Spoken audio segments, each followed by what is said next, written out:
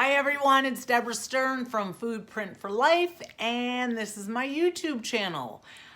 Today I'd like to talk about something that I've learned over the years, and I really feel that this information is so helpful, especially as we get older, to prevent our knees from really hurting and always having to get knee replacements. Because let me tell you, I have so many older clients that have knee issues, they've had knee replacements, they can't stand up very well.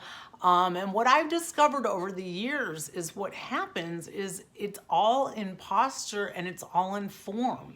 And if we can just understand how to kind of transfer our weight from the front to the back, we're gonna spare our knees. And what I'm talking about, okay, is that most of us, again, are pronated. Our shoulders are forward, we walk forward, this is just how our society is, right?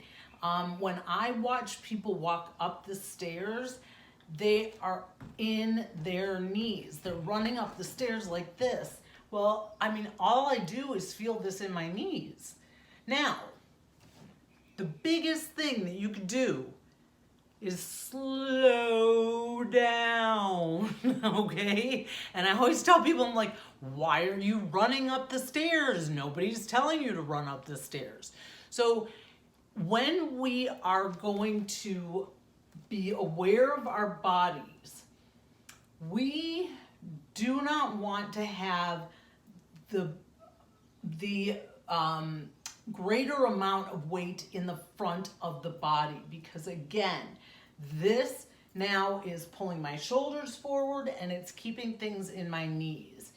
If I think of pulling my belly button kind of into my lower back and keeping my spine tall and keeping things in the back of the body, so it's kind of transferring the weight from the front to the back. Now, a lot of that means where your feet are, okay? And when you're in your toes, when you walk through your toes, that's all in the knees. I'm gonna talk about walking through the heels. Now, I don't mean like walking through the heels like this, but what I mean is like when you have a flat foot, that you emphasize going through the heel, which is going to all get into the glutes and the hamstrings, keeping your body up and preventing your knees from hurting. Now, I'm going to use a little table just to kind of show you what I'm talking about. If you do this at home, if you want to do any step-ups, please make sure that whatever you're using is a shorter distance than you think it should be. Some people go so high that what happens is that they're lifting up their legs and they're lifting this way, and then the whole body is just doing nothing. So if you keep it slow, like on a low level for you, okay, everyone's different, then you can have more control and actually focus on what you're doing.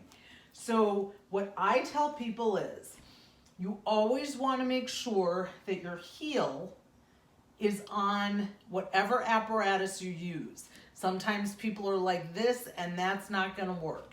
So you want to make sure that your heel is placed firmly on the apparatus. From here, I'm using my core, and what I'm going to do, instead of thinking, if I start thinking going forward, look at that. I just went right in my knee.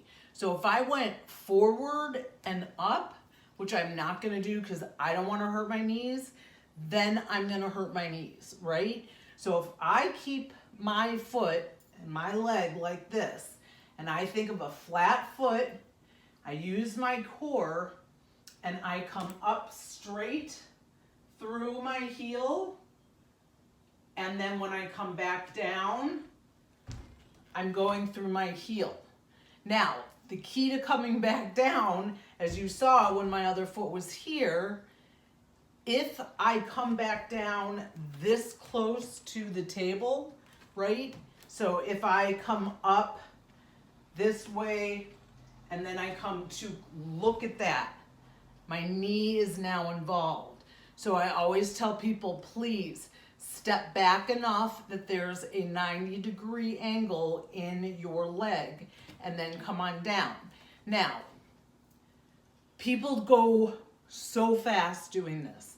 They think they have to go fast, and that's the way that they're going to lose weight, and that's the way they're going to get in shape. I do not believe in that. I believe in going slow, taking out the momentum, and actually focusing on the muscle. You're focusing on your core. You're focusing on your glutes, your hamstrings. You're using balance. So it should look like this in terms of pulling in that core, keeping that spine tall. I'm going to put my whole foot up. I'm going straight up. And when I step down, I'm coming back down this way. Now, when I came down, I was really pulling up through my core, because otherwise, if I come down and I'm not pulling up through my core, I'm going to plop.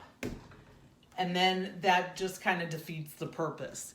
So I guess the point that I want to make is think before you do things.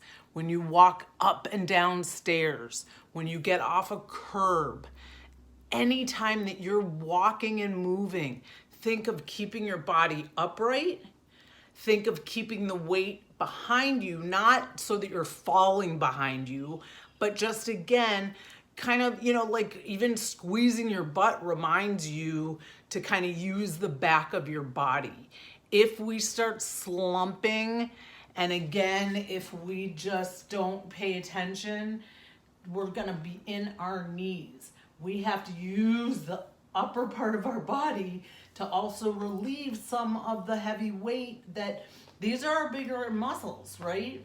So if we can help our bigger muscles with our upper body and our core, then our whole body is being used correctly, and it's all in alignment. And I'm telling you, again, the only reason I say this is from my own experience, that I know I did things wrong for a long time, and it wasn't until I just kept doing tons and tons of research on what I was doing either wrong or what I should be doing right. And then I have to tell you, it's wonderful, because if you have specific goals, you'll reach them if you're doing the exercises correctly. So if you have any questions, I'm always here for you. Enjoy.